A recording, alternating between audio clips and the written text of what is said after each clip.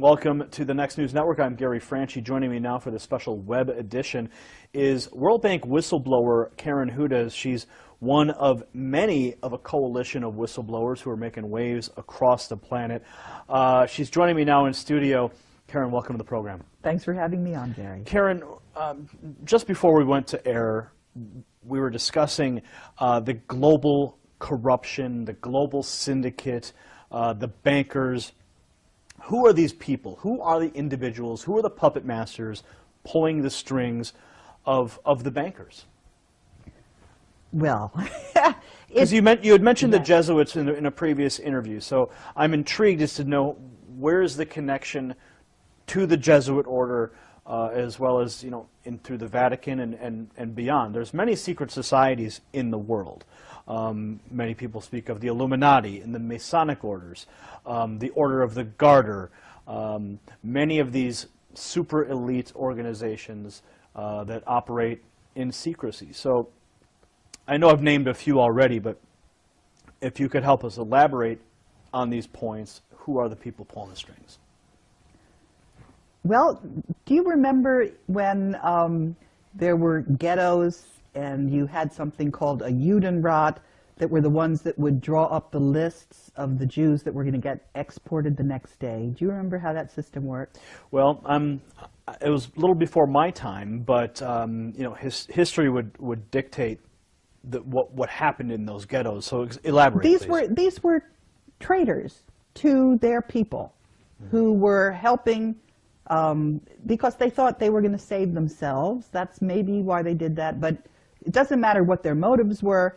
They were doing the work against their people. Now, think of this as an elaboration on a larger scale, and what we're dealing with actually is humanity and the elite, the secret societies, the Vatican. They're traitors to humanity, because the one at the very core that's pulling the strings is a different species. They're not the human race. They're called Homo capensis. They have been on Earth together with humanity for before this ice age. And the reason I know about this is because I was trying to help out a movie producer who couldn't get his movie.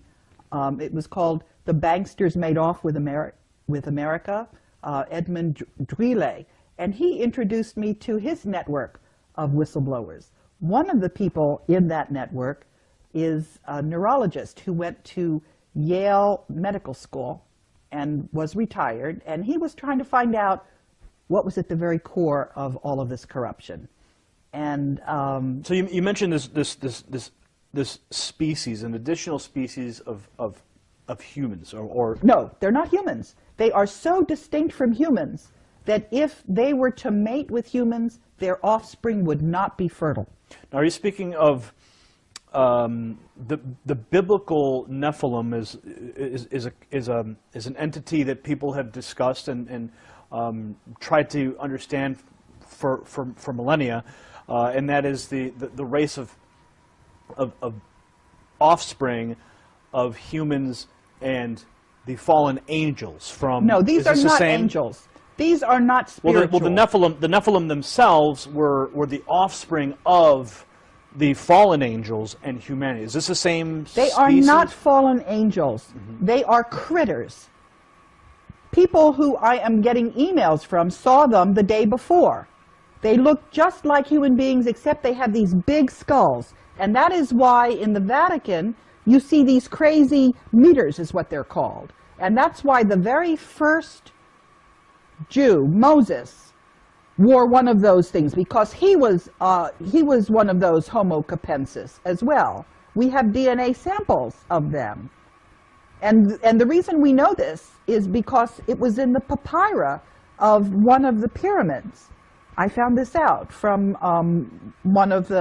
from the internet. But what is really remarkable, actually, is that we have had so much evidence, and we haven't had any studies into it.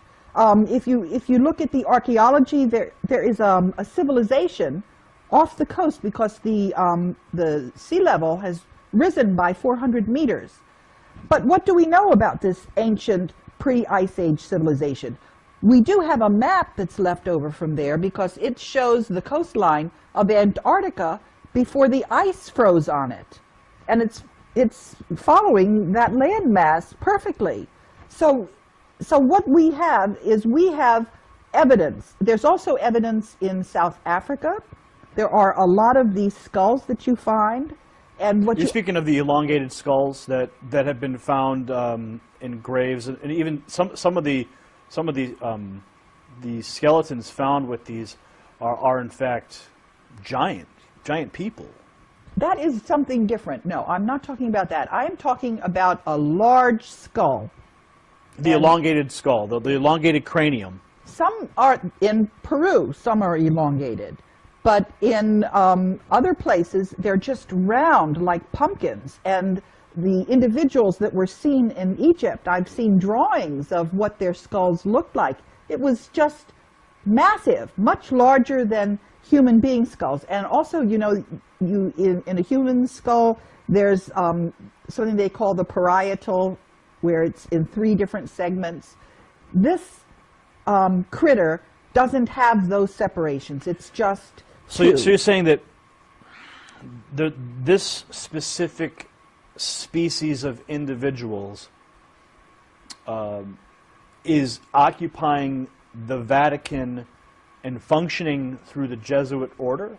Yes, but they're also working in the banks in Portugal, because one of the people who saw this, you know, in Saturday Night Live, there was a broadcast of something called the Coneheads. So that's a slang word for them, although my mother refers to them as the boneheads. But they're alive and running around and doing all kinds of mischief. Now, some people might find the information that you're presenting right now to be completely, some people might say it's completely crazy. What do you say to those people who are watching this right now going, I don't believe a word of it? I would say you need to read the articles that Ed Spencer has sent me. You need to look at the skulls in the museums. You need to read the DNA studies. And you need also to think about what kind of motive the human beings might have for being traitors to their species. Why would they do this? Why would we have a banking system where all the money ends up going to the Vatican and people run around starving? Why would we have, for example, if you look at what the actual teachings of Jesus Christ were, as opposed to when you had translations and various things happened and got put in there. And as some of the whistleblowers have been discussing this, information, articles on Homo capensis have disappeared from the internet. They've been taken down. And other critics who, I don't know why they're getting all the coverage they are, and they've been getting features in Wikipedia. Let me talk a little bit about Wikipedia. Sure, okay? sure. I had an experience with Wikipedia because I got involved in trying to edit the biography on Robert Zoellick, who was the World Bank president. And I was trying to explain to people that the United States had lost the gentleman's agreement, which you could demonstrate. You could see, I couldn't get that into Wikipedia.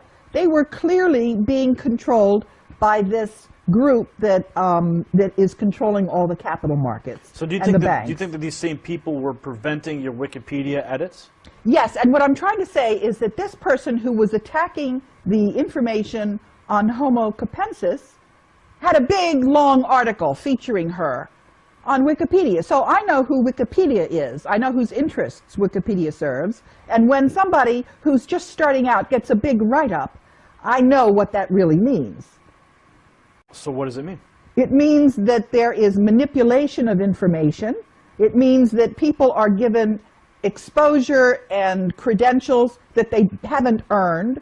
You know, some people have said, I obviously have to be a disinformation expert because I'm getting press coverage. I can show you all of the effort that I took to get exposure and for people to vet my story. And that's there. I'm simply getting exposure. What do you say to those people who would call you a disinformation agent who has been putting out information to confuse people or to misdirect people. People that might even leave comments in the video section below and say, she's actually a World Bank agent provocateur. How do you address that question? What I say is that if you look at what it is, don't look at me, don't criticize me, look at what I'm saying, see if I have anything to back it up, if I have documentation for it. But one of the other criticisms I get is that I couldn't be alive. If I were for real, I wouldn't have made it this far. And the answer that I have to that is I say, I have always been working in a team of whistleblowers. If something happened to me, it was just going to blow up what I was trying to uncover, because I was talking about a cover-up of corruption.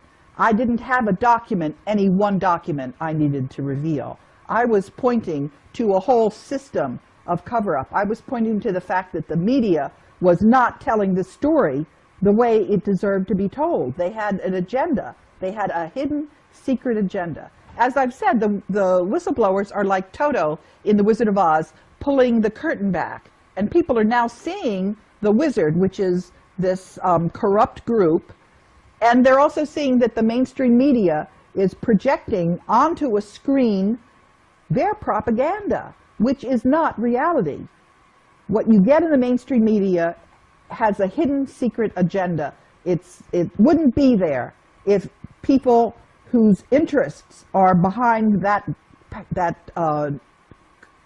cabal is what they're called. So on the internet now, anyone can publish any documents, anyone can publish any website to establish a historical record. How do we know the information that you've been receiving is actually authentic? I mean, the birth certificate of the President of the United States has been in question for so many years.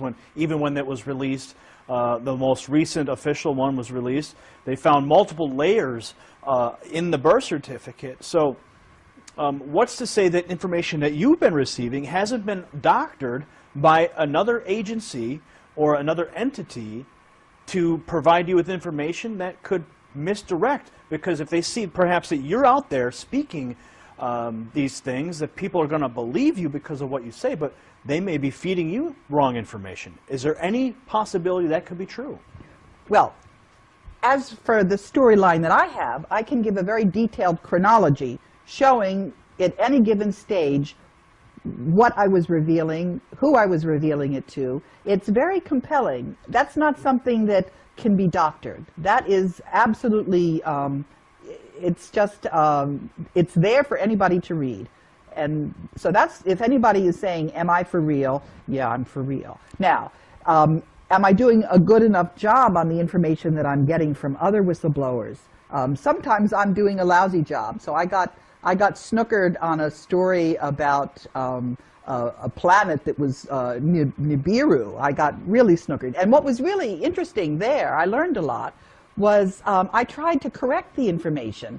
And every time I corrected the information, it was taken down from the internet. So I learned that you have to be really a little careful about information and vetting it. Well, certainly practicing discernment in everything we do is something that must be practiced, especially when we're handed documentation that can make certain claims, and of course vetting the documents themselves.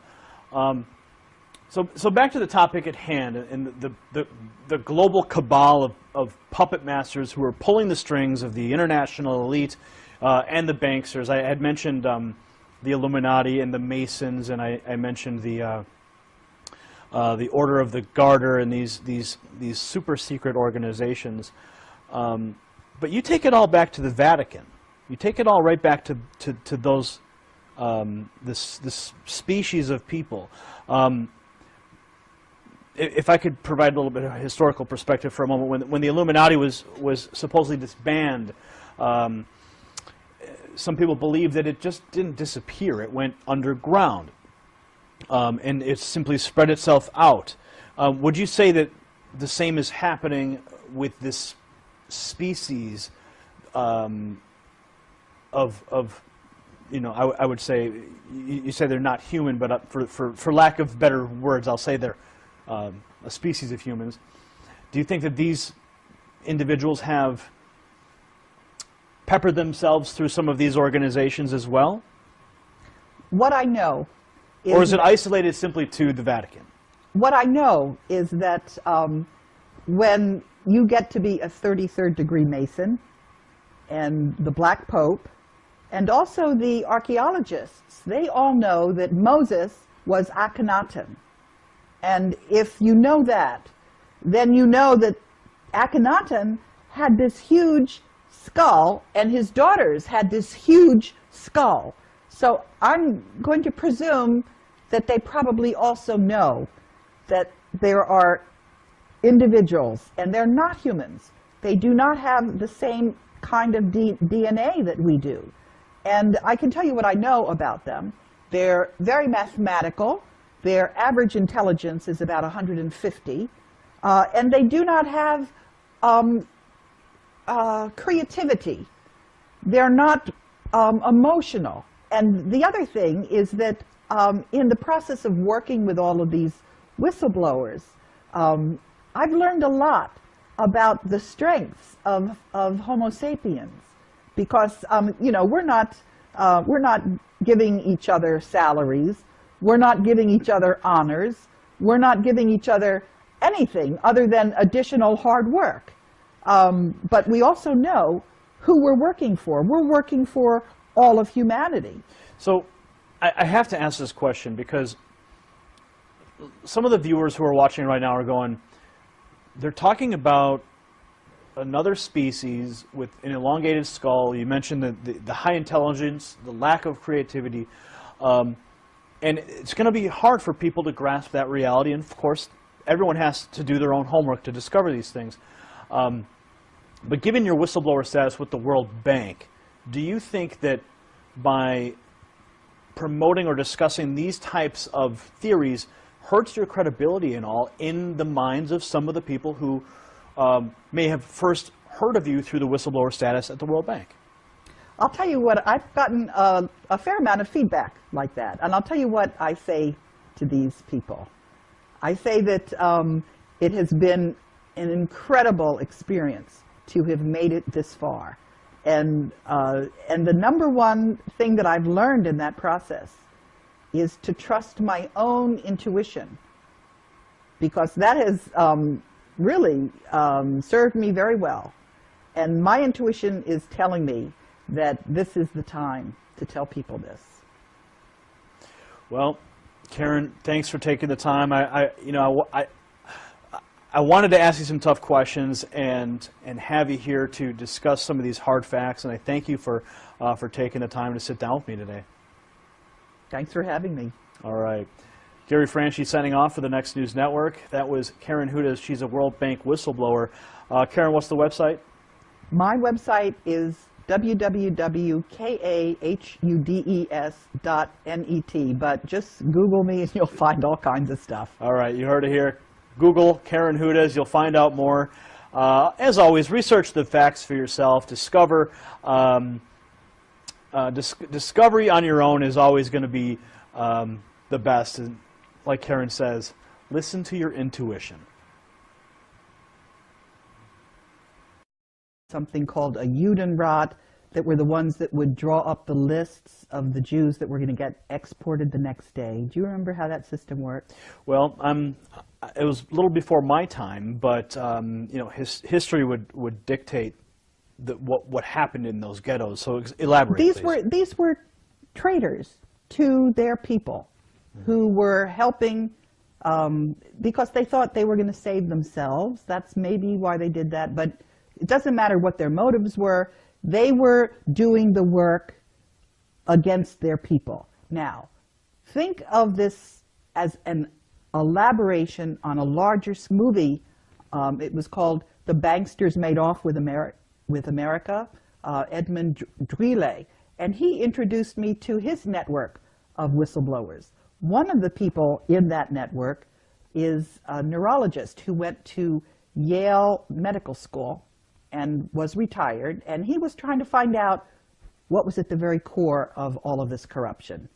And so you mentioned this species, an additional species of humans, or no, they're not humans. They are so distinct from humans that if they were to mate with humans, their offspring would. Welcome to the Next News Network. I'm Gary Franchi. Joining me now for the special web edition is World Bank whistleblower Karen Hudes. She's one of many of a coalition of whistleblowers who are making waves across the planet. She's joining me now in studio.